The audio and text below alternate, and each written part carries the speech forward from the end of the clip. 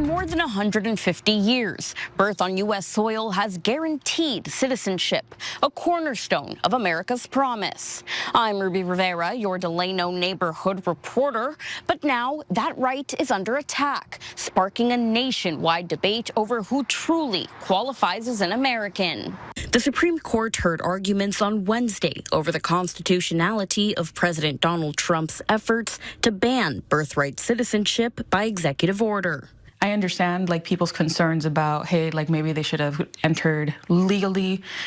I understand that. But at the same time, you have people who are, escaping poverty or dictatorships. Samantha Martinez is one of millions born in the U.S. to parents without legal status. She says her parents worked hard to give her and her siblings a better life, which is why she calls President Trump's executive order unfair. The order was proposed by the president in 2025 and would eliminate birthright citizenship to children born to undocumented immigrants living in the U.S. The president, taking to social media, writing in part, "We're the only country in the world stupid enough to allow birthright citizenship." The order would apply to babies born after February 2025. But immigration attorney Lynn Eaton says there would be many roadblocks because of the 14th Amendment, which guarantees citizenship for anyone born on U.S. soil, regardless of their parents' status. If this administration is successful with this executive order,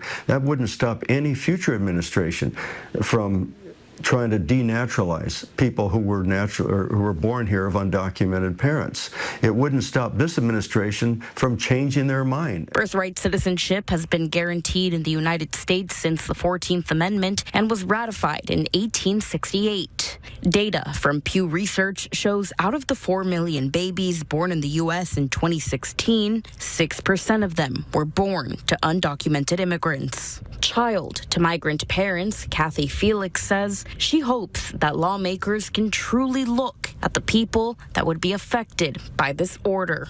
And although it didn't migrate here correctly, right, or legally, maybe the processes that they're taking and the way that they're living here in the U.S. is completely legally. They're doing everything right. They're going to work.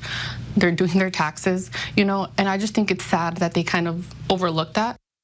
Any changes to birthright citizenship aren't happening overnight. The executive order is blocked with the Supreme Court to make a decision later this summer.